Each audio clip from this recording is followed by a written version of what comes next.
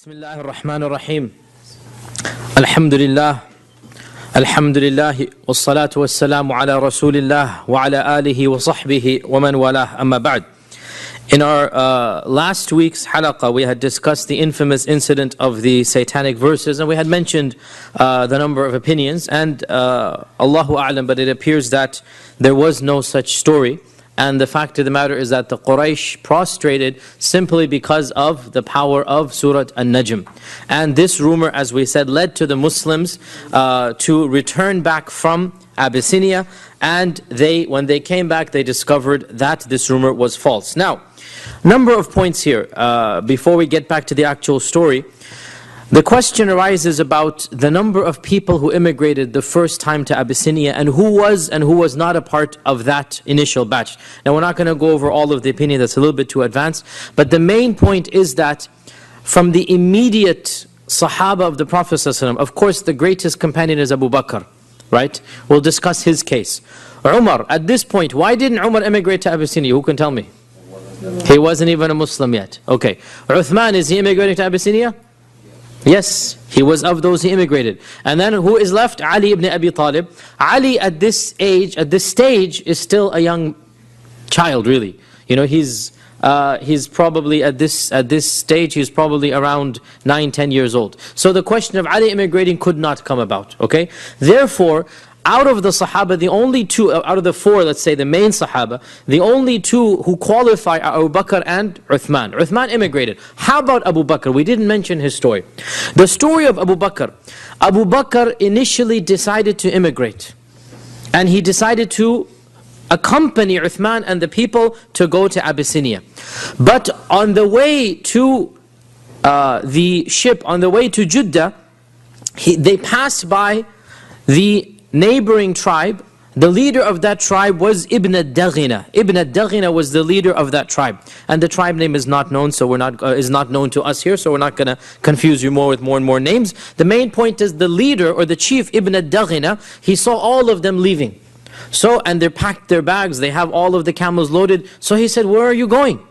So they said, we're going to Abyssinia. He said, why? So they explained, where our people have tortured us, they have not allowed us to worship, and we are all going to a land where we can worship Allah. Now Ibn ad-Daghina had used to have a good partnership with Abu Bakr in buying and selling. He was somebody whom Abu Bakr knew personally. So Ibn ad-Daghina, when he saw out of all of these people, he picked on Abu Bakr, and he said, someone like you does not deserve to leave the land of Mecca. And if your people have persecuted you, then let me intercede on your behalf. And let me go and talk to them and give you my protection. Now remember, the whole Jahili system is based on who's going to protect who, right? And the tribe of Abu Bakr has basically accepted that they're not going to protect Abu Bakr anymore, okay? And so Ibn ad-Daghina said, let me go and negotiate on your behalf. And maybe they'll take my protection so that they're not going to harm you. And so Abu Bakr said, okay, let's give it a try. So Abu Bakr and Ibn ad-Daghina returned back. The rest of the Sahaba immigrated to Abyssinia. And Ibn ad-Daghina entered Mecca, and he approached the Kaaba, and it was the time that everybody sits. As we said many, many times, they had an afternoon time, where basically when everything is over in the day, you come and you sit in front of the Kaaba. And Ibn ad-Daghina announced that, O people of Mecca, would you accept it if I offered my protection to Abu Bakr? Now notice, he cannot do so instantaneously because it's the land of Mecca. And Ibn Daghina is not from the Quraysh, he's from another tribe, right? And so it's like a neighboring country saying, this is our citizen, can he live amongst you? And he has our rights. It's as if he's my tribe member. So this is an adoption, if you like, right? So Ibn Daghina said, I'll adopt Abu Bakr, let him live amongst your own people. Like basically, imagine America going to Canada, the Canadian government saying to America that, okay, look, forget his American citizenship, pretend he's a Canadian, right? That's basically what's happening here. That Ibn Daghina is saying that, let me offer my protection to Abu Bakr, but then he needs the permission of the Quraysh. Are you going to accept? And Ibn Daghina was a trading partner. Ibn Daghina was the chieftain of a neighboring tribe, the tribe that is next to Mecca. And so they basically had to agree because it's a neighboring tribe. And they wanted to just make him happy. So they said, okay, we will accept your protection for Abu Bakr. And therefore Abu Bakr did not emigrate because of Ibn Daghina. However, they said to Ibn Daghina, they said to Ibn Daghina, we're only going to allow this with one condition. And that is, Abu Bakr cannot pray publicly. Because Abu Bakr was of the elite of the Quraysh, and before this, he would pray in front of the Kaaba. And he was of the few people who was brave to pray in front of the Kaaba. Everything changed with the conversion of Umar. When Umar converted, then Muslims could pray in front of the Kaaba. Before that time, you had to be a really brave person. And it was really only the Prophet who would regularly pray. Once in a while, Abu Bakr joined him. So they said, we're not going to allow Abu Bakr to pray publicly. And if he agrees to this, we'll agree to your protection that he can do as he pleases in private, but not in public. And therefore the Quraysh agreed and Abu Bakr agreed. And therefore what he decided to do was, he was the first person to ever build a masjid. This is what it says. The first person to build a masjid. He didn't build a masjid structure, he basically extended his house and he made a room into his place of worship. Right? Because they didn't allow him to worship publicly, so he decided to make a public masjid. Right? He's using the loopholes here. So he builds an extension of the house and he begins praying in that extension. And he prays out loud because it's his house, and the condition was he can pray in his house. Right? So he's basically reading through the lines here. He builds an extension, he makes a masjid, and then he starts praying out loud in his house, which is now a masjid. Obviously what's going to happen? The people, Abu Bakr's tilawa was a very gentle tilawa. And Abu Bakr's recitation of the Quran was a very melodious recitation. And Ibn Ishaq says, the women and the children would gather around in amazement listening to Abu Bakr's recitation, because it was a beautiful recitation. And his own daughter Aisha tells us that Abu Bakr kana rajulan bakka'an. He was a man who very easily began to cry.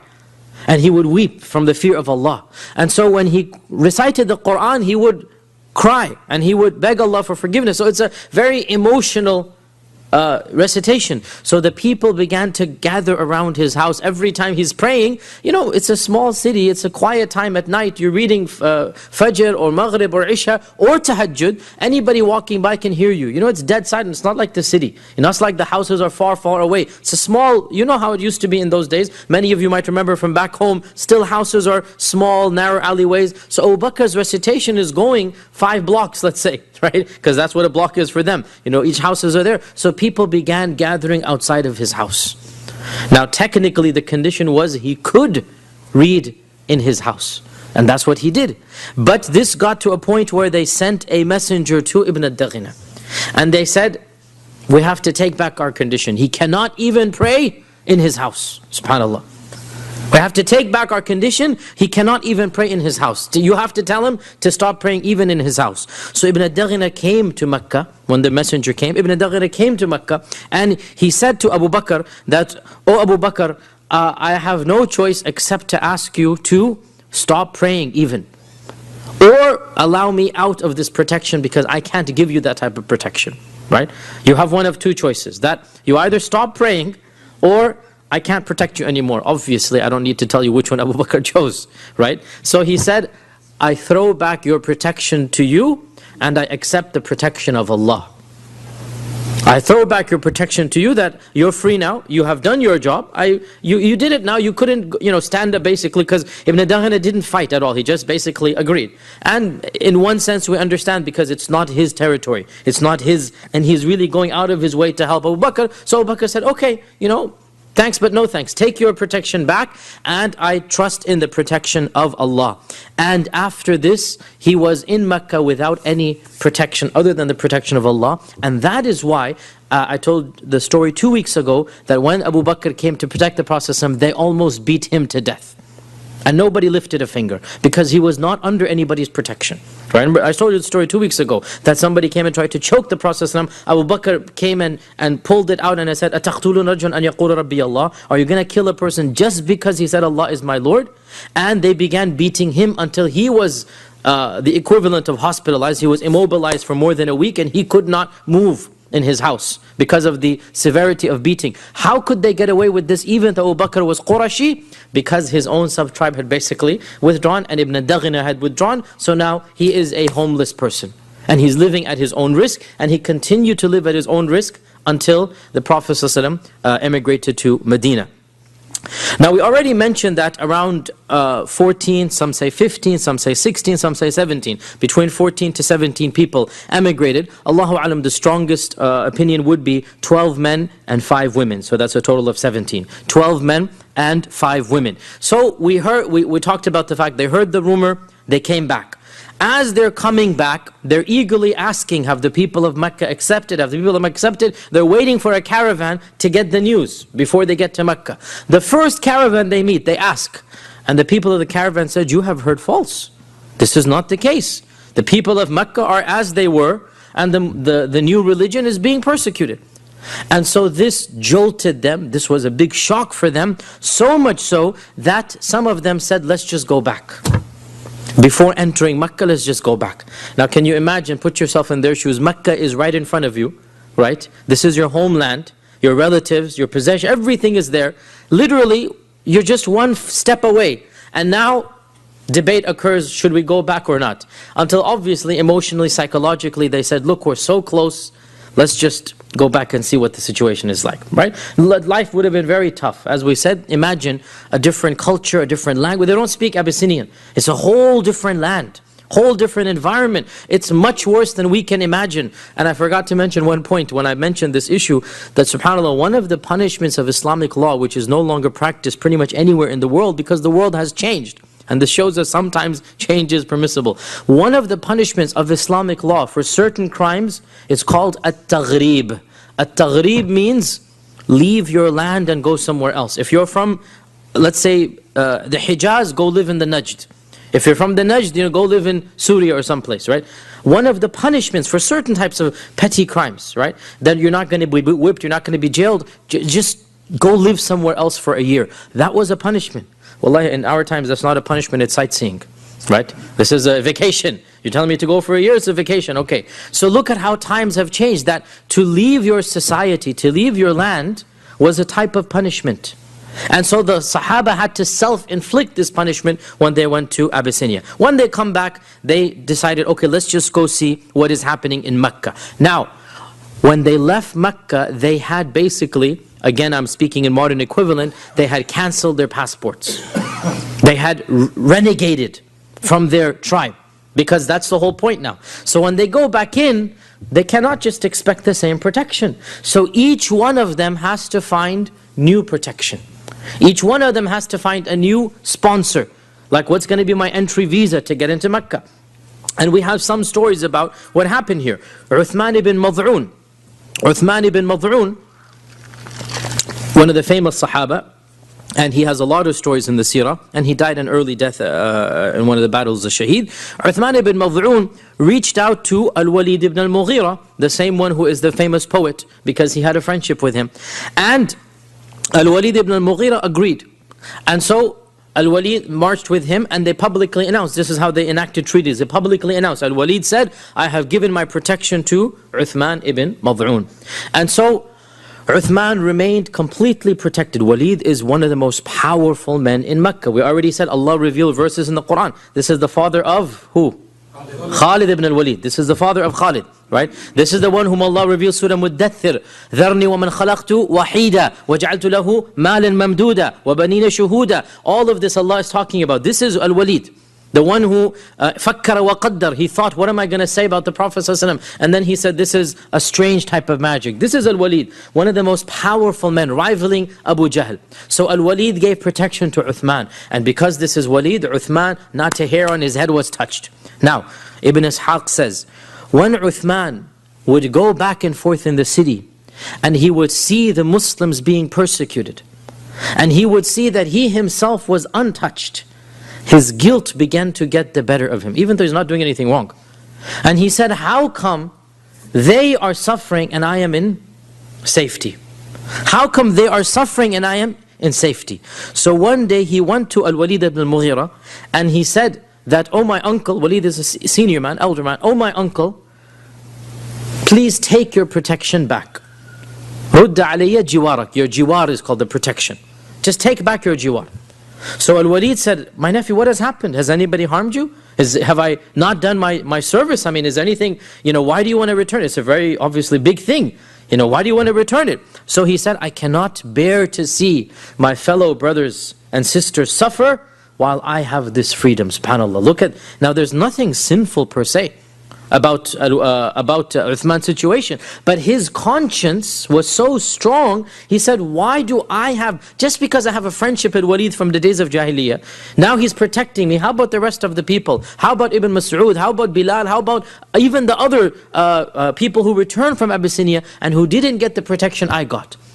It's not fair. And so he voluntarily returned Al-Walid's protection. And Al-Walid came to the Kaaba and he said that, O people of Mecca, Uthman has asked that I return his protection to him. And Uthman announced that, yes, I have done this, and it's not because of any issue of Al-Walid. So he wants to make sure that people don't think that Al-Walid fell short. It's because I have my own reasons, it's nothing to do with Al-Walid. So, okay, announcement is made. They're not going to just jump and attack on him. I mean, okay, the announcement is made. Now he comes walking back, and he passes by a very famous poet who was visiting Mecca at the time. One of the most famous poets, so much so he is of the mu'allaqat, or he is of the poets who has written the most famous poetry in pre-Islam. And he is one of those poets who eventually accepted Islam. Eventually, right now he's not a Muslim. He's one of the few of the mighty poets, if you like, who eventually accepted Islam. His name is Labid. His name is Labid. And he passed by, and Labid was sitting on the majlis, and all the people of Quraysh were surrounded. The poetry, this is their entertainment, right? So Labid is reciting poetry. And Labid was not from the Quraysh, he was a visitor. They had invited him for their festival. So Labid is reciting poetry, and so he begins to listen. Labid says, and he recites a line of poetry, أَلَا كُلُّ شَيْءٍ مَا خَلَى اللَّهَ بَاطِلُ. Now, pause here, footnote. The Prophet ﷺ said, the most truthful statement that any poet has ever said is this statement of Al-Walid. أَلَا كُلِّ شَيْءٍ مَا خَلَى اللَّهَ بَاطِلُ. The Prophet said, he quoted this. One of the few lines of poetry the Prophet ﷺ actually quoted. He hardly quoted poetry, but this is one of the lines he quoted. In fact, it's half a line, half a stanza. And so what does it mean? It means, verily, everything other than Allah is useless. أَلَا كُلُّ شَيْءٍ مَا خَلَى اللَّهَ بَاطِلُ. Right? So he said this line. And so he's very impressed, meaning Uthman. Eventually Labid accepted Islam, but right now he's a mushrik. So obviously you're happy. He's very impressed. And he said, Sadaqta, you have spoken the truth. Everything besides Allah is useless. The only thing that's worthy to concentrate on and to make an ultimate goal is Allah. Everything besides Allah is just useless. And then he said, وَكُلُّ نَعِيمٍ, and every single blessing, لَا مَحَالَةَ زَائِلُ, without any doubt it will disappear. Every enjoyment will disappear. Now, Uthman's heart had gone so high that what a beautiful line of poetry. Then he said something that he didn't agree with. So he said, كَذَبْتَ, you have just lied, because Jannah will never disappear. Right? This is, the line of poetry is that everything besides Allah is useless. And every pleasure, there is no doubt about it, will come to an end. And here Uthman said, no, you're lying. The pleasures of Jannah will never come to an end. Now this is in a large, you imagine this, this is the dignitary, this is the VIP, right? All of the Quraysh around him, he has just withdrawn his protection, right? And right then and there, literally on the way back, because they had the Nadi over there, on the way back he utters this statement. And Labid gets irritated. I mean, he is the guest of honor here. And he said, since when have you treated your guests with this manner? I mean, if you stand up and, a speaker has come from another place, since when have you, this is rude. I am your guest, you've invited me to recite my poetry, and now he doesn't know what's going on, obviously. Labid doesn't know that Uthman is a Muslim, and he doesn't understand all of this, right? So he considers Uthman a heckler in the audience, right? You understand this, right? And so he says to the Quraysh, since when has this become your custom that you heckle your visitors? And so somebody stood up in anger and gave him a hard smack and basically gave him a black eye. And his left eye became completely swollen. And he went home, and when Al-Walid heard, Al-Walid came rushing to his house and said, "My nephew, why did you get rid of my protection? I mean, I could have, it's foolishness. Come back with me, I'll give it back to you." I mean, you see what's happening here. And so Uthman responds that, "No, this is not a problem at all. Verily," and this is a classic line of Uthman, he said, "Verily, my other eye is now in need of the blessings that this eye has gotten. My other eye is jealous now. It needs to get the same thing as this eye." And he refused to get back under the protection of Al-Walid. And this shows us that, subhanAllah, I mean, some of the Sahaba did get that protection. Some of them remained in it, right? And this shows us people are at different levels. And there's nothing wrong with those who remained, but some of them did not feel comfortable, and so they returned their protection. Of those who kept the protection is Abu Salama. Of course, Abu Salama is the husband of Salama. Abu Salama is going to die shortly, and the Prophet is going to marry Salama, right? So this is that Abu Salama. So Abu Salama returned back, because Abu Salama and Salama migrated first, and then they migrated again, as we're going to talk about. There were 2 migrations to Abyssinia, as we're going to talk about. So Abu Salama comes back. Abu Salama is actually a cousin of the Prophet ﷺ. But he's a cousin from his mother's side, not the father's side. So Abu Salama is not Banu Hashim. Abu Salama is actually Banu Makhzum. Banu Makhzum is Abu Jahl. Right? Abu Salama is from the tribe of Abu Jahl. But his mother is the aunt of the Prophet ﷺ, i.e. Abdullah's sister. Right? You guys following? Abdullah's sister is Abu Salama's mother. So Abu Salama doesn't want to reach out to Abu Jahl. I mean, come on, Abu Jahl's not going to give me protection.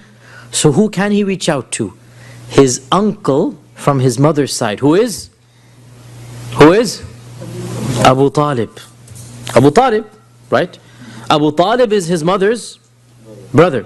So he sends a message to Abu Talib that, look, can you basically sponsor me? Can you get me into your tribe? Basically protection. So Abu Talib said, of course, yes.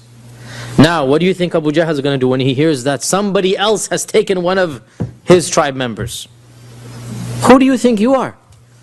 So a delegation comes from Banu Makhzum to the house of Abu Talib again.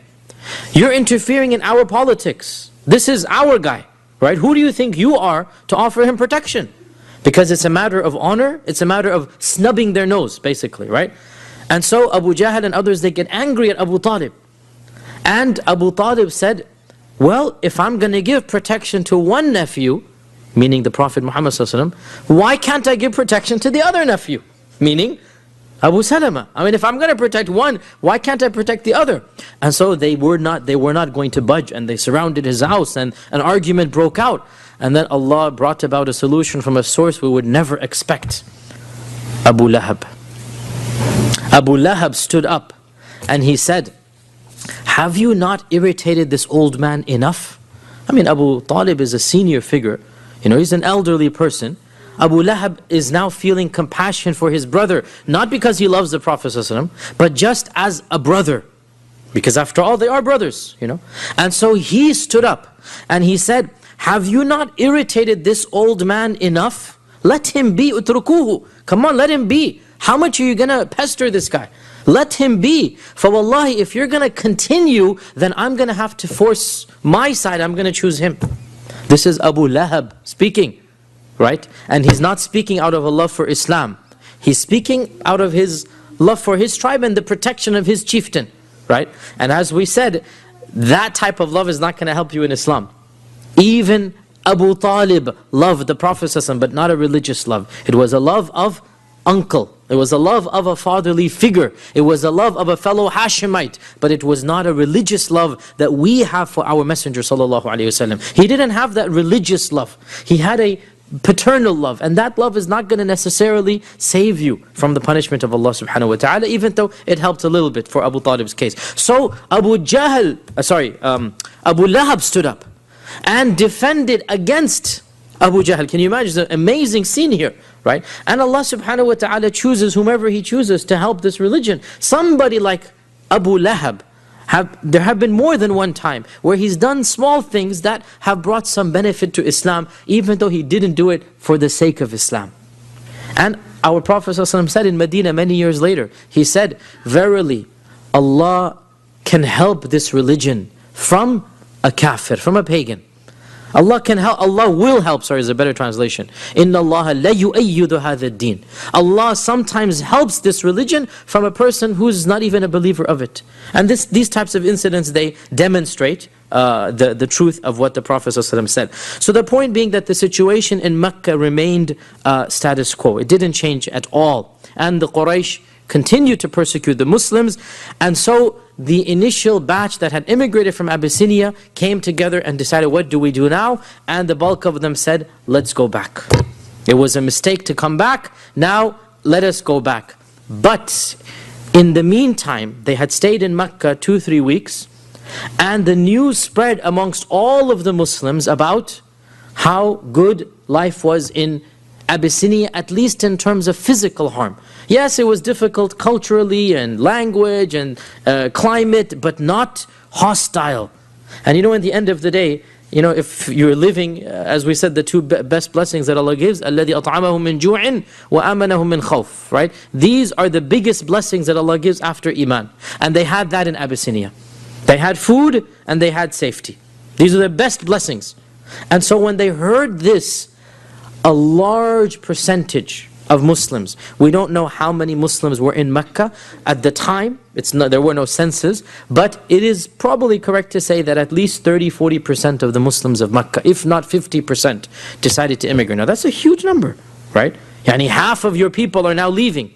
Half of the Muslims are leaving. It's a huge number. And so, it is as if, and this is my opinion and Allah knows best, the wisdom why Allah allowed these early Muslims to come back only to return was so that the bulk of the Muslims, or a large group of Muslims, would then be convinced to travel to Abyssinia. Because as we all know, the number one way to be convinced is what? Word of mouth. It's the number one way to actually be convinced. My friend told me. Right? That's the number one way. And there was no other way that so many Muslims would have emigrated to Abyssinia. No way. Unless Allah allowed the very Muslims who benefited to come back, tell the people status quo, and then people were convinced. And so, for the second immigration, more than 80 Muslims emigrated. That's more than quadruple the number that went the first time. More than 80 Muslims migrated. And this time they were headed by Ja'far ibn Abi Talib, the direct, obviously, cousin of the Prophet ﷺ. Now, please note though, of that initial batch of 17, not all of them returned in the 80. 17 went and came back. Some of those decided to remain. The most famous person who remained, Uthman ibn Affan. Uthman ibn Affan decided to remain, and he then immigrated to Medina. He participated in Badr and Uhud and all of the rest of the battles. So Uthman ibn Affan did not go back the second time. Right? Of course, Abu Salama, Salama went back, and Abu Salama then passed away over there. Other Sahaba that did not go back, it is said that Mus'ab ibn Umair, the famous Mus'ab ibn Umair, who was the first to immigrate to Medina, right? The first person who the Prophet sent to Medina, because his own parents had tortured him the worst torture, his own mother and father. So the Prophet first sent him to Abyssinia. Then when he came back, he decided that he wanted to stay with the Prophet. So he stayed with the Prophet, but then within 3 years, before the immigration that he himself did, the Prophet, he sent Mus'ab. As soon as the first batch of Muslims accepted Islam, the Prophet said to Mus'ab, go to Medina and you can live there. So Mus'ab also did not return to Abyssinia. Other Sahaba as well, some of them returned, some of them didn't. Now, when over 80 people, and Mecca at this time probably had only a few hundred people in it, right? So 80 people in Mecca represents more than 15%, 20% of the people of Mecca. It's a percentage of the city. Remember, Mecca is not a thriving metropolis. It is composed of, and I said this way back in the beginning, when we say tribe, don't think 1,000 people. Think more like 10. Look at the Banu Hashim. There were 10 brothers. Right? There were 10 brothers, the descendants of Abdul Muttalib. That's all they were, 10 brothers. So don't think of like massive. No, these are small sub-tribes. And there's only 6 or 7 sub-tribes of the Quraysh. So you do the math. Again, we don't have census records, but there were for sure, there were not more than 1,000 people in Mecca. For sure. Of that, and that's if there were 1,000. Most likely there were even 600, 500. Out of that, 80 are migrating. I mean, that's like more than 10% of your population, right? And it's a big embarrassment that your own people are leaving. This is unprecedented in all of Arabia. You never have your own tribesmen migrate out of your tribe. It's a huge embarrassment. And this is the Quraysh, the one that is the strongest tribe, the most elite, the most protective, the custodians of the Haram. And now they have 10-15% of their own tribespeople emigrate. This is a shame. And they cannot bear this. And so when they immigrated to Abyssinia, now the Quraysh decided, we cannot allow this immigration, we need to stop it. We need to stop it. So what did they do? They decided to send 2 people to Abyssinia and appeal directly to the Najashi. Najashi is the title of the person who rules Abyssinia. Like Caesar is the title of the ruler of Rome, like Pharaoh is the title of the ruler of Egypt. This is not the name. Najashi is not his name. And in fact, his name was Ashuma. His name was Ashuma. The name of the Najashi with a Sad and a Ha. Ashuma. This is what we have narrated. And by the way, the grave of Najashi, of Ashuma, is still well known to this day. And some of my friends have visited it. I have not gone to that land, but some of my friends have visited. They said this is a well known, the grave of Najashi is well known in the land of Abyssinia. So they sent 2 delegates, Amr ibn al-As and another person. Scholars have differed who that second person was. Amr ibn al-As, for those of you who know who he is, you know who he is. Those who don't know who he was a very intelligent and shrewd politician. And when he accepted Islam, he retained that know-how of how to rule. And he became Muawiyah's main advisor, Amr ibn al-As. And of course, he's a companion, so we say nothing but good about him. But at this stage, he's not a Muslim, obviously. And he was a very cunning person at this stage. Later on, Iman came, and so alhamdulillah, he accepted Islam. And as a Sahabi, we say nothing but good of him. But he had that mind of a politician. And he had that blood in him. He had that prestige of being a ruler in him. This is Amr ibn al-As here. So Amr ibn al-As was sent by the Quraysh because they know who he is. And they sent one more person with him. So they traveled all the way to Abyssinia. Now, Salama, who was to become our mother, Salama has left us many reports about life in Abyssinia and about the details. And alhamdulillah, we thank Allah for this because she's the main reporter of the events of Abyssinia. And Salama narrated, and this is in Sahih Bukhari, Salama narrated, when we landed in Abyssinia, this is the second hijrah, when we landed in Abyssinia, we were treated very hospitably by the Negus. He granted us security in our religion. He allowed us to worship Allah without persecution or any hindrance. In fact, we did not even hear one ridicule against us by the people. You know that when you're a minority and a majority, usually there's racial slurs, usually there's, look at what's happening in America now, right? You know, these people are taking our jobs, they're this, they're that, you know what's happening, you know, it's a common thing. So Salama is saying that we didn't even hear one word spoken against us. But then the Quraysh heard of our status, that we have izzah. And so they plotted against us, and they decided to send 2 strong men. By strong, she meant people who would do their job, not physically strong. That 2 strong men. And they gave them precious gifts. They loaded them with gifts. What were the gifts of Mecca? Primarily leather skins. Mecca was known for a special type of camel leather, which was obviously, I mean, you're not going to get that type of leather in Abyssinia. And so Mecca was very well known for exporting. The main export of Mecca was that type of leather. The main export of Medina always was dates. So they sent all of these luxurious camel skins and many other gifts, and the 2 dignitaries, emissaries, arrived in Abyssinia.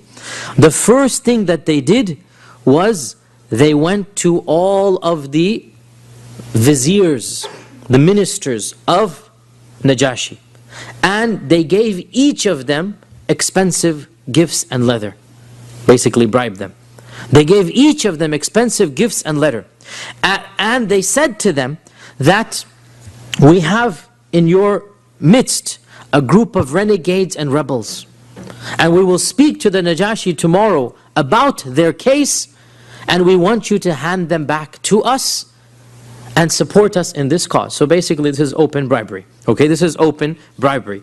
And so make sure that you help us out in this regard. When we give the Negus his gifts, remember our gifts to you, because they're going to bribe the Negus tomorrow. And subhanAllah, look at the hatred really of the Quraysh here, that they can't even bear to see the Muslims live in a foreign land. It affects them that they have so much freedom.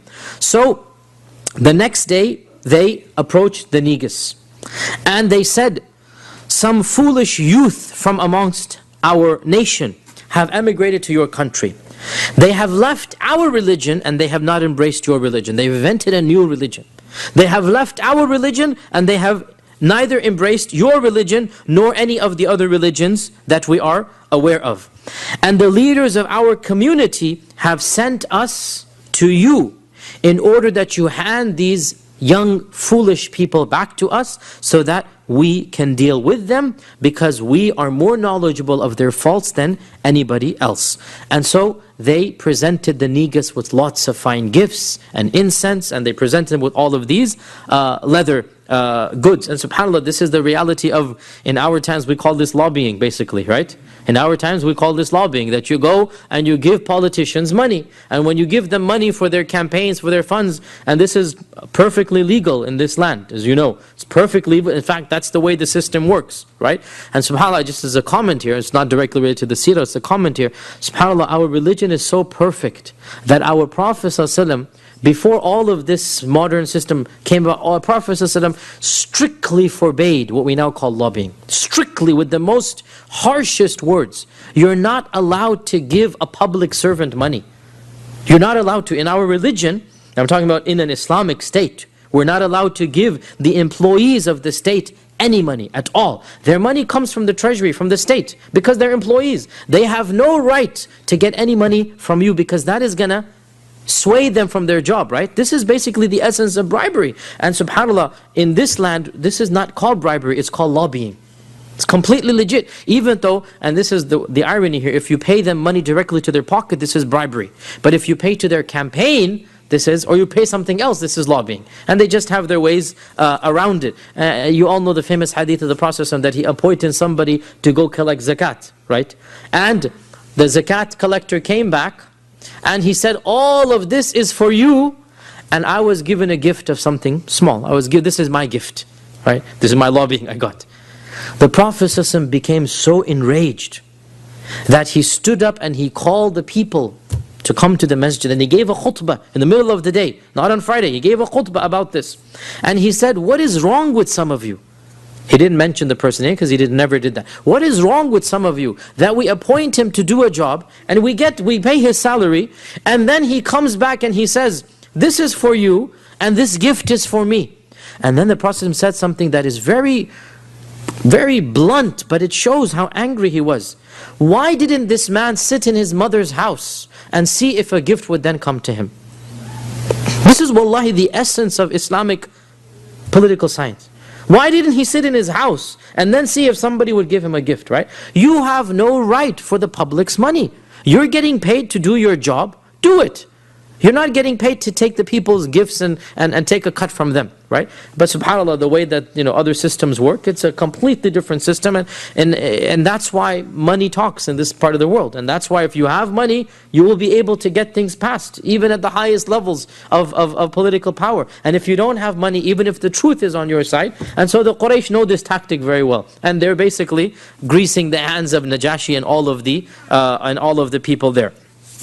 Now notice here, they are frightening the Najashi by religious differences, political differences, social differences, and perhaps even some scholars say economic bribery and differences. Religious differences, the Najashi and his followers are all Christian. So they come and they say, these guys are religious fanatics. They're neither our religion nor yours, they're a cult. Social differences, they say they have broken away from the elders. They're a bunch of youngsters. They're just dismissing them. Economic differences, well, perhaps not differences, but they're attempting to bribe. And some scholars try to say that, and Allah knows how true this is, that there was also insinuation that the economic treaties between Abyssinia and Mecca would be weakened. And Allah knows how true this is. Political as well, that these are a group of strangers. We don't know what's going to happen. We can control them, send them back to us. And every government in power is scared of unknowns. Every government is scared of unknowns. And so they're trying to frighten Najashi religiously, socially, politically, culturally. These guys are all weirdos. And to this day, that's the common tactic. That these people, we don't know what they are and who they are. So when they finished their petition, the vizier stood up. They've been bribed. And they said, "O our ruler, verily what they have said makes complete sense. These are strangers in our land. We don't know anything about them. Return them back to their people. Let them deal with their affairs." SubhanAllah, money talks. Right? They were bribed and they listened to the bribe. So the viziers, all of them that had been bribed, stood up and agreed with the two Qurashis.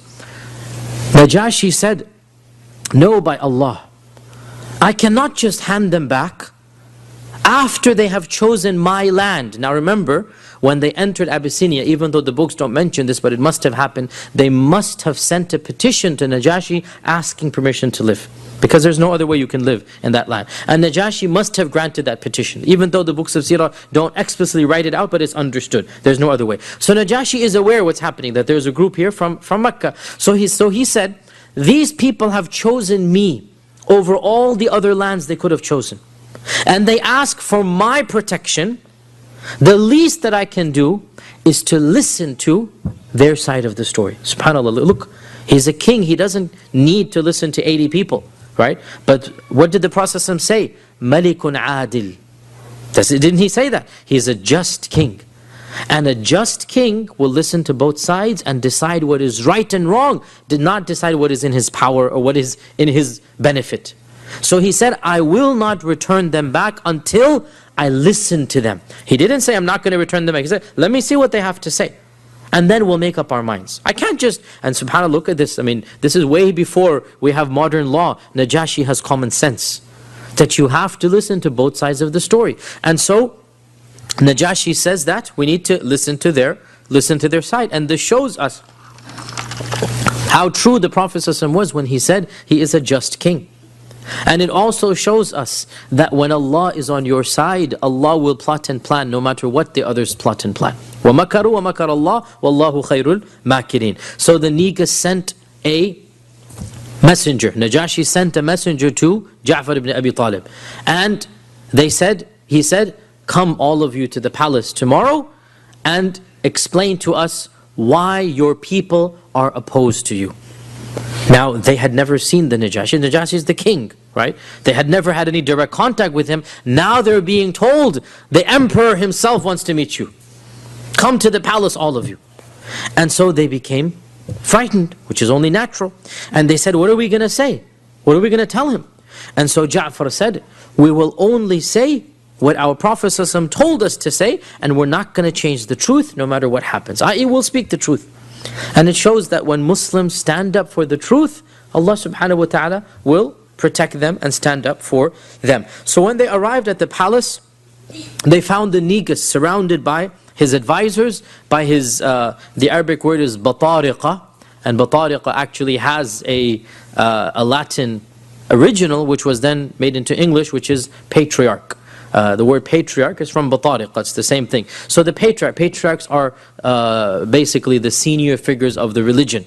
Right, they are the ministers. So he was surrounded by the viziers and the patriarchs. This is an official meeting. All the congressmen and senators are present, if you like. They all come to the palace. And you have Amr ibn al-As and you have his companion on one side, and you have Ja'far ibn Abi Talib and the delegation of the Muslims on the other side. Now Amr ibn al-As entered first, and him and his companion, as was the custom of the Najashi, they prostrated in front of him. Because, as with most emperors, even the Roman emperor, the Persian emperor, the Abyssinian emperor, people always prostrated in front of the king. This was the common practice of all kings of the time. And, I mean, these people are pagans. If they're prostrating to rocks and stones, prostrating to a living being makes more sense than prostrating to rocks and stones. They don't mind. Who cares? It's all the same to them. So they prostrated in front of Najashi. Ja'far ibn Abi Talib entered. And he walked in erect, firm. And he did not lower his head 1 inch.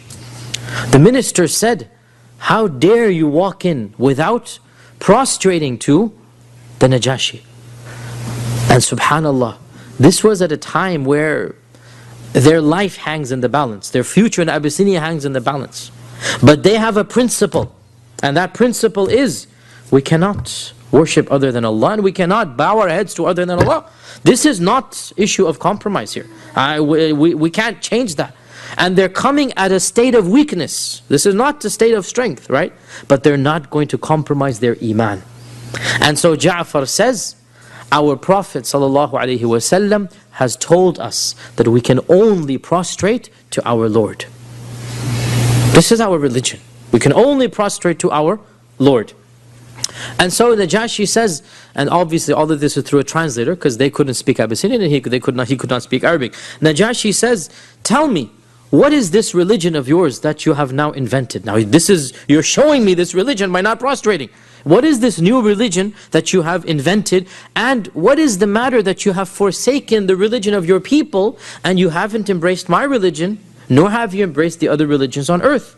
Right? If you had become Christian, we understand. If you become Jew, there are people that are Jews. But how about this new religion? What is it? And so Ja'far gave that eloquent response that all of you have read and have heard so many times. It is wallahi the pinnacle of eloquence, and it shows us why the Prophet ﷺ chose Ja'far to be the leader. Because to be a leader, you need to have a personality. And you need to have eloquence. Without this, you really cannot be a leader. And Ja'far had both, and that's why Ja'far marches in firm. He's not going to bow his head down. Had it been others, maybe they would have collapsed under the pressure. Not Ja'far. And when he was sincere to his faith, that sincerity automatically brings about respect. And you know, the fact of the matter, brothers and sisters, when you stand up for what you believe, even if your opponent doesn't agree with you, they will, in some sense, even if they hate your guts, they must respect you for being firm to your principles. This is just a fact of human life. It doesn't matter whether they agree or disagree. They could hate you more for being so stubborn. But one part of them will respect. And this is what Ja'far is basically doing. He's staying firm to his religion. So Ja'far responds, and you all know this beautiful passage which really should be read many times and memorized. I'll just narrate it, and it's something that we have read since we were kids. Your Highness, we used to be a nation steeped in Jahiliyyah. And we would worship idols. And we would eat this dead meat. If an animal dies, we'll eat it. Now, of course, the people of Abyssinia are Christians, right? And they have some sense of ethics and morality. And they have some civilization. They have structure, they have buildings, they have society, they have morals. Makkah, as we said over and over again, really and truly was just completely backward. And it's something many Muslims doesn't click for them.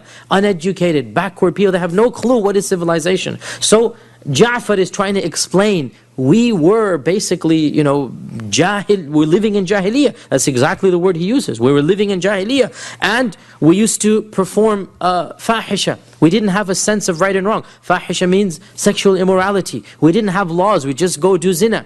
It's not something we had ethics to do. And we would break the ties of kinship and treat our neighbors in contempt. The strong amongst us would eat up and devour the weak. It was all about who was the stronger one. And we remained in this state until Allah subhanahu wa ta'ala sent a messenger to us. Now, again, he's very wise here, because the Negus knows what is a messenger. The Quraysh had never seen a messenger. It's not in their culture. The Negus as a Christian, he knows very well what a messenger is, right? And the whole speech of Ja'far shows that he understands the psychology of Negus. And he shows how to give da'wah. So he says, Allah sent us a messenger. This messenger was known to us. He's from our community. We know his house and his lineage. And we know his truthfulness. And he never spoke one lie in his life. And he invited us to believe in one God alone. This is the religion of Christianity and Judaism, monotheism. And to leave idol worship. And he told us to abandon the ways of our forefathers and to leave the worship of stones and statues. And He commanded us to be true when we speak, and to fulfill our promises, and to fulfill the ties of kinship. He told us to be good to our neighbors, and He commanded us to avoid all evils. He told us to not spill blood, to give true testimony. He forbade us from eating the property of orphans. He forbade us from accusing others of adultery. And He commanded us to worship Allah alone without associating anything with Him. He told us to pray and to fast and to give charity. So we believed in Him, and we followed Him, and we had faith in Him, and we worshipped Allah alone, and we gave up worshipping idols. And we forbade upon ourselves everything that He told us to forbade. And we made permissible all that He allowed for us. But our people opposed us. And they showed hatred towards us. And they tortured us. And they punished us. And they tried to force us back into idol worship. And they were unjust to us. And they made life miserable. And they prevented us from being who we were. So when they did this, we emigrated to your land. And we chose you above all other rulers. And we wish to come under your generosity and hospitality. And we put our trust in you that we would not be shown injustice in your land, O exalted highness. Now, the whole speech is, you couldn't have invented a better one if you had the imagination and the time to do so. And he did it on the spur of the moment, right? He appeals to the emotions, the justice, the generosity, the common sense, the religion of the Negus. He puts instantaneously himself in the positive and the two emissaries in the negative. In a 5-minute speech, the whole table has turned. Even the Arabic is eloquent. And this shows us why the Prophet ﷺ chose Ja'far ibn Abi Talib. And again, the point of praising Najashi and praising the intelligence and wisdom of Najashi, subhanAllah, it shows you need to appeal to the court of Najashi. And so this speech swayed Najashi, and it moved him. And he said to the Muslims, do you have any revelation that this Prophet says he has? Do you have any speech that he says that Allah gave to him? So Ja'far said, yes, I do. And so he said, recite it for me. And so Ja'far ibn Abi Talib recited the beginning few pages of Surah Maryam. And even in this, of course, I mean, it's obvious, the choice here. Could have chosen a million surahs. Well, I'm not a million, but you get my point. Could have chosen so many surahs. But he chose the one surah that talks about the virgin birth, talks about Mary, talks about Jesus. Beautiful. And again, can you imagine the voice of Ja'far booming in the halls of Najashi, reciting Qur'an in that beautiful melodious voice. All of the priests and ministers, all of the elite people are hushed and humbled. And the walls of the palace are reverberating with that tilawah, which must have gone on for at least 10 minutes, 15 minutes. Do the math, as they say. 3.5 pages of Surah Maryam would be the story of Jesus, right? And he's reciting all of it. It's not just a 1-minute thing here. Imagine, again, put yourself in that shoes for 15 minutes. Beautiful tilawah. And obviously, it is said, Ibn Ishaq himself says this, that even the Batariqa, even the patriarchs, without even understanding what was being recited, they were moved to tears. I mean, this is the Qur'an. And we believe the Qur'an has this impact. And so even the patriarchs were moved to tears. And Najashi himself began to cry. When it was translated to him, he too began to cry. And then he said, I swear by God, this recitation, this tilawah, and the messages of Moses and Jesus have sprung forth from the same fountain. This is the same source.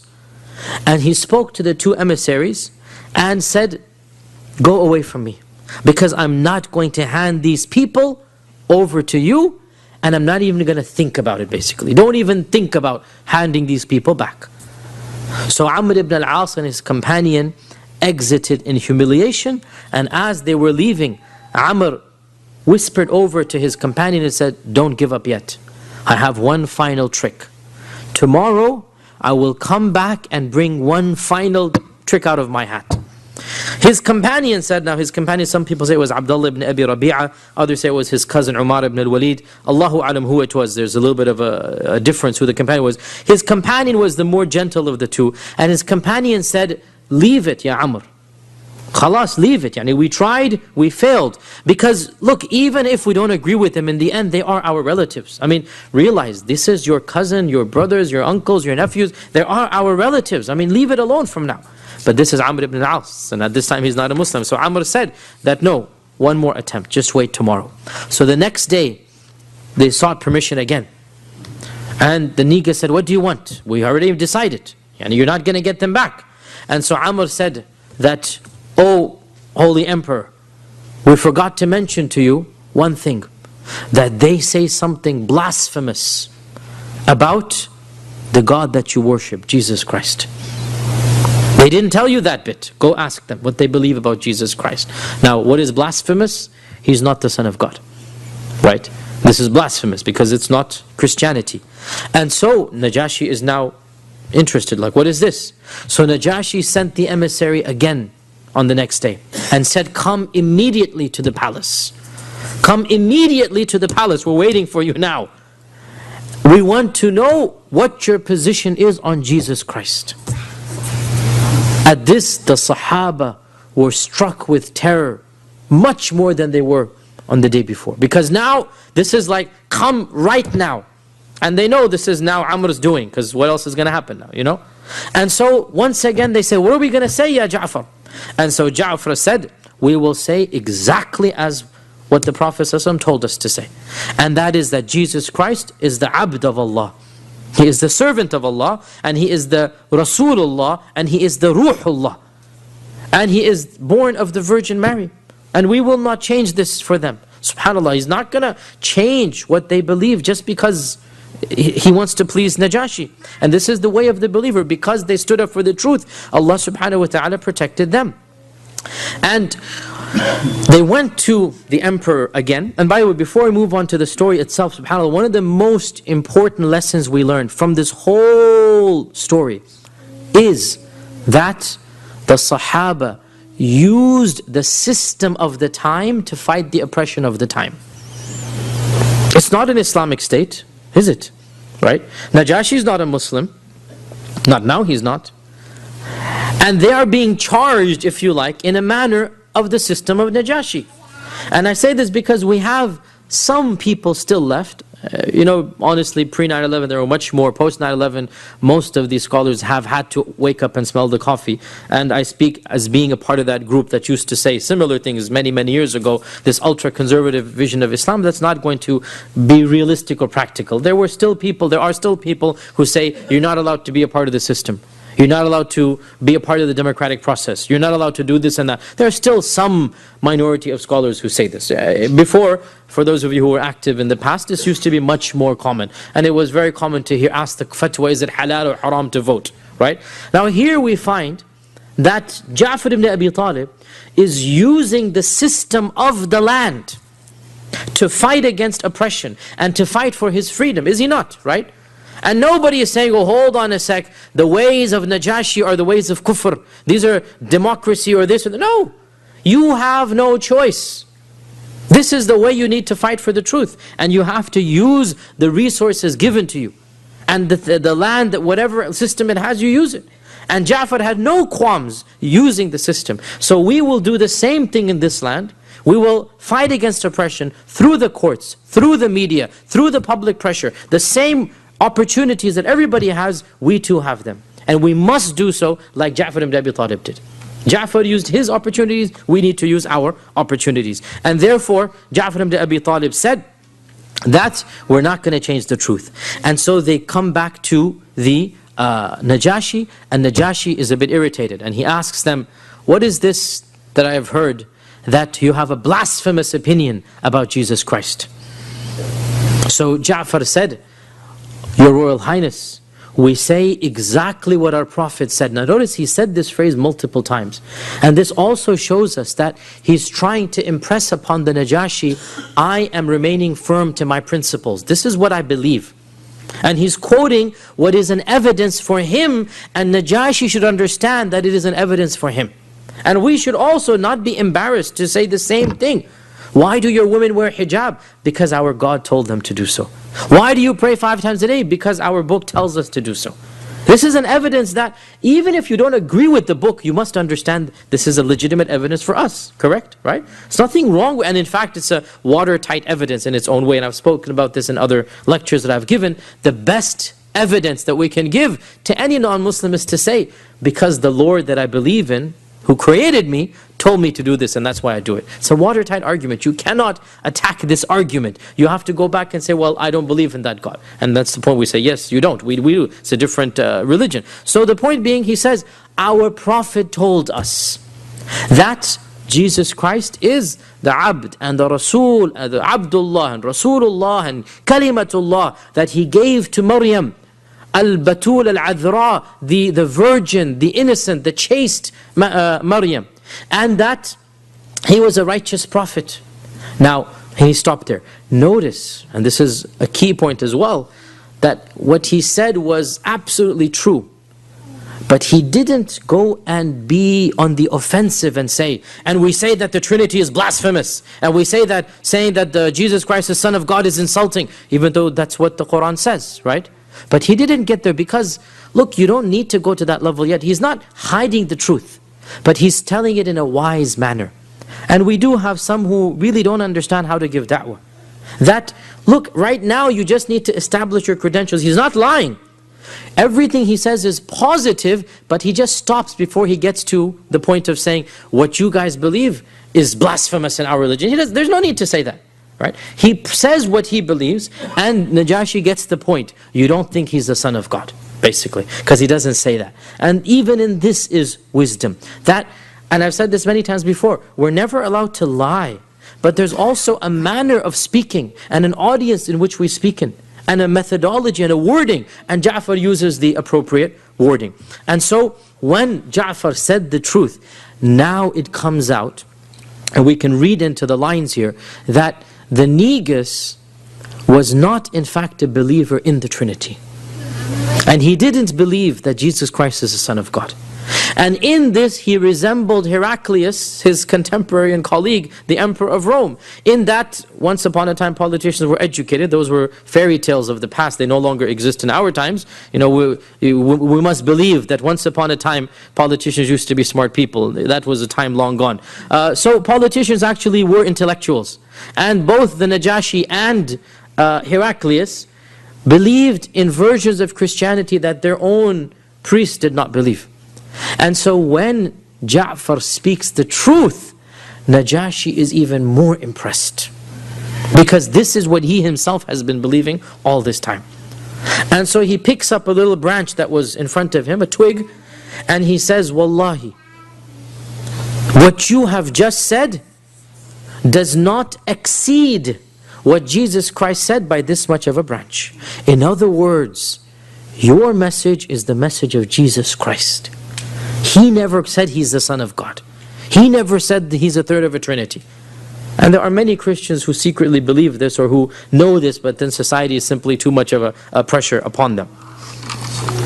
And so when he says basically what Najashi himself believes, then Najashi now makes a final decision. And he turns to the emissaries and he says to Amr ibn al-As that, be gone from here and take all of your gifts back with you. I have no need for them. He returned the gifts, at least the day before he kept the gifts, right? Now to add insult to injury, right? I don't need your cheap bribes. Go return all of these gifts to them. And so Salama is narrating all of this, and she concludes by saying, the two emissaries left, humiliated, debased and degraded.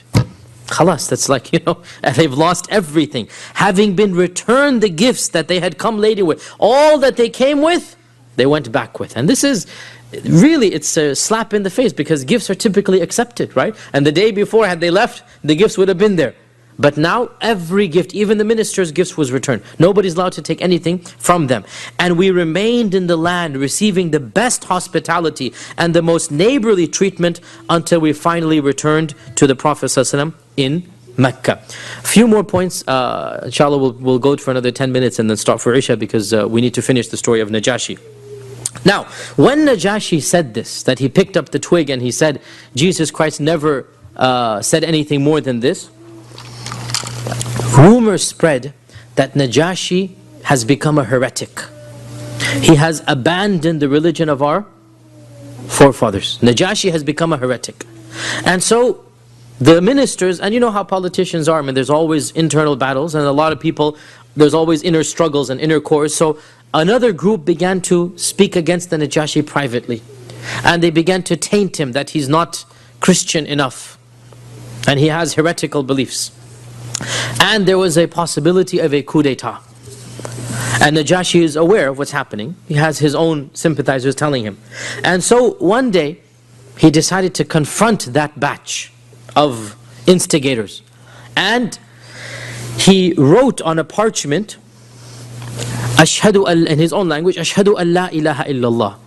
That I bear witness that, la ilaha illallah, and that Isa is the Ruhullah, and the Kalimatullah, and the Abdullah. He's a Christian, this is what he believes, right? And this is what we believe. And he put this parchment inside his robe. You know, he's wearing all of this fine robe. He put it inside his robe. And then he calls these instigators and he brings them into his private chambers. And he says, what is your problem with me? What is the matter? Have I not been a good king to you? They said, yes. Have I not been a just ruler? They said, yes. Have I not improved the situation, this economically, whatever? And overall, everybody loved Najashi. Overall, he was one of the better kings. They said, yes. So he said, what is your problem with me? Come out with it. Tell me, what is your problem? And he knows because of his own sympathizers. So they finally come out and they say, you have abandoned our religion. And you have heretical beliefs. So he asked them, what do you say? What do you believe? And so they say, we believe that Jesus Christ is the Son of God, He's our Lord, He's our Savior, He's the third of the Trinity. It's basically Christianity. And so Najashi said, and I swear by Allah that this, and he pointed to the piece of paper which was on his heart, that this is exactly what I believe. And he left it at that. Now this is of course tawriyah, complete double meaning. Completely, he said something which is true, right? But the way they understood it is completely different, right? I swear by Allah, this is what I believe. And by this he means what is in the parchment that is next to my heart, right? And so when he swore by Allah that this is what they believe, that he believes, the Christians were satisfied. Because of course what he had said before was, I agree with you, O Muslims, that Jesus Christ is not the Son of God, basically, right? And so when he said this, that internal struggle stopped.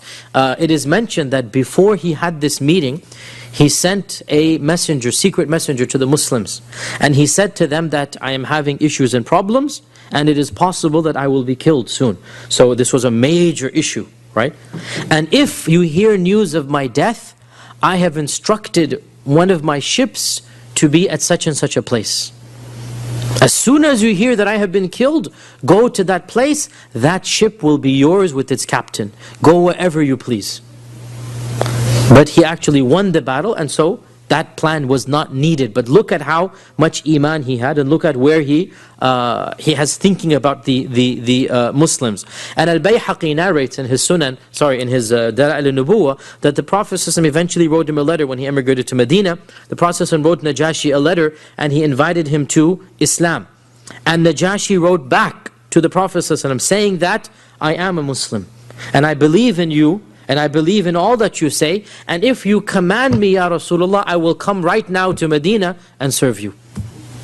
If you command me, I will come right now to Medina and serve you. So Najashi publicly, well not publicly, privately to the Prophet ﷺ said that he is a Muslim. And there's only, I have tried to look as much as I can in the stories of the Seerah for the stories of Abyssinia, because the Muslims lived there for more than 10 years. For more than 10 years the Muslims were in Abyssinia. In fact, for 12 years they were in Abyssinia.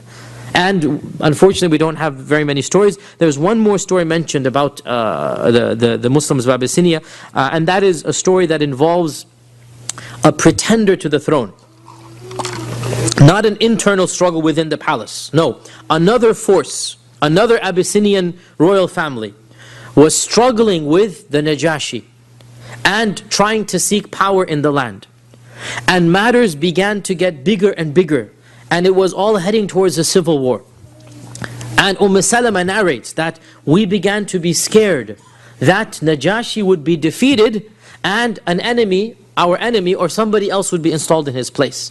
And we didn't know what to do. And we began making dua to Allah subhanahu wa ta'ala to help Najashi win and remain in power. And the situation finally reached the level that there was a civil war. There was a battle between the two sides. And so we had a meeting in which we said, what are we going to do? And so we said, who is going to find out what happens at the battle so that we hear before somebody else comes and tells us, right? In other words, let one of us go and spy on the battle, see who wins, and then if the other side wins, we need to get out of here, right? So Zubayr ibn al-Awwam, another cousin of the Prophet ﷺ, volunteered. And Zubayr is a strong man. And so he said, I volunteer. He packed his stuff, he took some food and stuff, and he went. The battle was taking place, the books say, on the banks of the river Nile. The Nile goes all the way down into Abyssinia, as you know. It's not just in Egypt, it keeps on going all the way down into Africa. And so the battle was on the banks of the Nile. So Zubayr ibn al-Awwam camped on one side as far away as he could, and he waited to see who would win the battle. And Salama said, in the meantime, we were praying to Allah the most serious prayer, that, oh Allah, allow the Najashi to remain in power and give him tamkeen fil ard, give him authority in the earth. And Zubayr ibn al-Awwam came back in a few days with a great smile on his face, and he said, Abshiru, rejoice that indeed Najashi has won the battle, and so he will remain in power. And this shows us as well that, of course in this era it's black and white. Najashi is a secret Muslim, the Muslims know this, Najashi will support them. But one important point here, Najashi and his contemporary were not fighting over Islam. This was not a jihad being fought. This was pure politics. Pure politics. And the Muslims sided with one over the other, emotionally, right? Now they couldn't get involved in any other way because they're not citizens of the land. This is not their war to be fought, right? This is not their battle. Let's extrapolate to 2011, soon to be 2012. There's nothing wrong when there's two parties in the land, one of whom is more sympathetic to Muslims, that you want that sympathetic party to win. And had the Abyssinian Muslims been in a position to help Najashi, do you think they would have not helped him? Right? Of course they would. And again, when you read the seerah, thinking about the modern world changes your whole perspective. It's a matter of survival. This is not just the American way, it is the Islamic way. That when you have an opportunity to defend your rights, to defend your freedoms, you must do so. Whether it's through the media, whether it's through campaigning, whether it's through public awareness, whatever it might be. But there is a party that is sympathetic to your needs. In this case, it's the Najashi. In our cases, we'll talk case by case basis, right? But for sure, one of the two parties in our era, they're like leapfrogs. Which one is going to be more Islamophobic? Every one of them says every Muslim must be, profiled in the airport. One of them running for president said this, as you know. Every Muslim should be profiled. All of them are racist against non-white people, as you know this. Even the one who's not white himself said that he wants a fence that's going to electrocute every single Mexican that dares to cross the border. This is down insanity, sheer stupidity. It is. Everybody knows this. Everybody's making fun of this. Do you know how much it's going to cost to build a fence to... Anyway, I'm going into my tangent here. But my point being, it shows how, bringing to reality what is wrong. In fact, it is Islamic that you want a party that will be more sympathetic to you and your rights as a Muslim, right? That you make dua to Allah, that you facilitate the affairs. And more than dua, the Muslims of Abyssinia could not do anything more than dua because they're not citizens, right? They are foreigners, they're on visa status. It's not their battle to be fought. What if they were citizens? What would they do? Would they just sit on their backs and do nothing? No. Salama said, we were never as terrified as we were when we heard that the Najashi might lose. So they are desperate to get their freedom. Well, we are in similar, not that similar, but nonetheless, we have some types of similarities here. The final point, inshallah, and then we will conclude, that Najashi eventually died a number of years later, and the Prophet ﷺ came out one day in Medina, and he said, Jibreel has come and informed me that a pious brother of yours has died in a neighboring land, before anybody could come and tell him, 2 weeks journey, instantaneously, on that very minute, the Prophet ﷺ was informed that Najashi has died. And he commanded the Sahaba to come and pray the one and only prayer that was ever prayed in the life of the Prophet ﷺ, Salat al-Janaza al-Ghaib. The only time ever in the history of Islam that the Prophet ﷺ prayed over somebody without a body being present.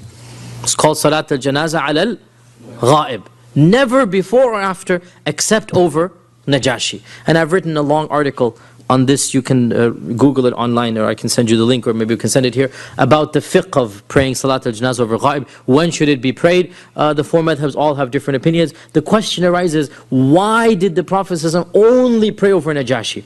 Was it because A, he was a famous person, so that anytime a famous person who helps Islam, let me say, a famous person who helps Islam, anytime a famous person who helps Islam dies, then the whole world should pay Janazah al-Ghaib over him? Or was it because B, nobody in Abyssinia prayed Janazah over him because he was a secret Muslim? And so because nobody prayed over him in Abyssinia, the Prophet ﷺ prayed over him in Medina. Based on this ikhtilaf, the four madhabs had their own opinions, and even within the four you have more, and I have written an article about this, you can find it online. In my humble opinion, the reason is because nobody else prayed over him, and that is because many famous Sahaba died in the lifetime of the Prophet ﷺ, and he didn't pray, and they died in either in battles or in other places, and he didn't pray Janazah over them. And therefore this shows, and Allah knows best, that we pray Janazah, Salat al-Ghaib, over people whose Janazah was not prayed over. But if somebody has prayed Janazah over somebody, then it doesn't make sense to pray Salat al-Janazah Ghaib. Nonetheless, this is a fiqh issue, nothing to do with seerah. I'm just saying as a point of interest. Inshallah, we have gone slightly over our time. We'll take some questions next week, inshallah ta'ala. Just remember them and write them down.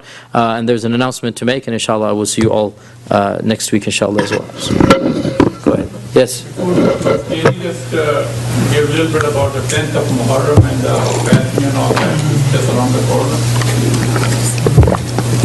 Very pertinent question. We're already running late. Inshallah, we'll do a short salah as well then. This is of course the month of Muharram, and it is the year 1433. And the month of Muharram is a very special month. It is a month that the Prophet ﷺ has said, it is the only month that the Prophet ﷺ has called it the month of Allah. The Prophet ﷺ said, Shahrullahil Muharram. Shahrullahil Muharram. There is no other month that has been ascribed to Allah. Shahrullahil Muharram. And Muharram was chosen by Umar ibn al-Khattab to be the first month of the calendar year. You all know that the calendar year was decided by Umar ibn al-Khattab in the 16th year of the Hijrah. The 16th year of the Hijrah, Abu Musa al-Ash'ari sent a letter to Umar, and he said to Umar that, "Oh Umar, Ya Amir al-Mu'mineen, your letter comes to us, but we don't know when it was written and when you want us to do something by. There's no dates, i.e. So please set for us a schedule or a calendar that we can implement the commands by." And so Umar said, this is a great idea. So he called a gathering of the Sahaba, and he asked them, when should we begin our numbering system? And there were many opinions at the birth of the Prophet, at the death of the Prophet, and at the Hijrah. And Ali said it should be at the Hijrah. Ali ibn Abi Talib suggested at the Hijrah.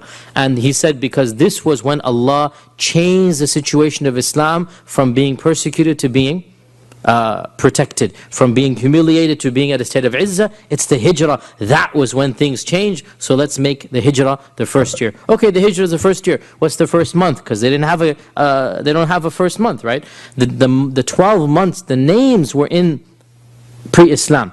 But because there's no calendar, no month is the first month. So one opinion says Ramadan, because that's the holiest month. Another opinion says Rajab, because Rajab is the only of the 4 Ashhur al-Hurum that is by itself, right? Another says Dhul Qa'dah, another says, Shawwal. Shawwal, because that's the first No, sorry, Dhul Qa'dah. Dhul Qa'dah, Dhul Hijjah, Muharram. Another says Dhul Qa'dah because the 3 holy months, there's 4 holy months, Dhul Qa'dah, Dhul Hijjah, Muharram, and then Rajab by itself. Right? So one opinion was we choose Rajab, another opinion was we choose Dhul Qa'dah because that's the first of the 3. Another opinion was Dhul Hijjah because that's when the Hajj takes place, because there's lots of opinions now. Until finally, it was Umar as well who suggested, and others then agreed. Umar said, it shall be Muharram. Why? Scholars have differed, but the riwayah in my opinion is very clear. Later scholars have said because in Muharram, Nuh was saved with the ship and Musa was saved with Fir'aun. This is all valid, but that's not why Umar ibn al-Khattab chose it. He said very clearly, this is because the Hujjaj return home, and so basically a new life begins for the Hujjaj. It's a very interesting point here, right? Yani when you come back from Hajj, you turn over a new leaf, right? And so by Dhul Hijjah, when you're in Hajj, now you come home, that's when you change. So it should be when the Hujjaj return, and in those days most of the Sahaba would do Hajj, right? I mean, this is Makkah, Medina, it's not like America and Timbuktu, it's Makkah and Medina. Most of the Sahaba are going for Hajj every year. So every year should be like a new beginning, basically, right? And so Muharram should be chosen as the first of the year. Later scholars then tried to bring it back to the Hijrah, that the niyyah to make the Hijrah by the Prophet was actually formulated in Dhul Hijjah, and so the first month that was seen was the month of Muharram. But again, this is reading back. What Umar himself said makes the most sense. So I've gone into my tangent as usual, but inshallah you benefited with this. Muharram is a blessed month, it is a sacred month. Aisha said that I have never seen the Prophet ﷺ fast in any month other than Ramadan as much as Muharram. And the Prophet ﷺ said that fasting on the 10th of Muharram forgives the sins of the year before. Don't get confused, always the fast of the 9th and 10th of Dhul Hijjah, both years, back and forth. The 10th of Muharram is the year before. Only the year before, which is big enough. We're saying only, but the minor sins of the whole year. And on this day, as we know, Musa was saved from Fir'aun. Another version adds that Nuh's ship landed on Judi, on Mount Judi. Nuh's ship, alayhi ship was saved on Judi, and Fir'aun was destroyed on this day. And as for the sad event that happened in Karbala on that day, it is a time of sadness, there's no question about it, but it has nothing to do with the 10th of Muharram being sacred. It was just a coincidence that it happened on that day, and our heart bleeds for the evil that happened, but it has nothing to do with the sacredness and sanctity of that day. That was made sacred before what happened at that instance. And so inshallah, I remind myself and all of you to fast on the 10th of Muharram if it is possible to do.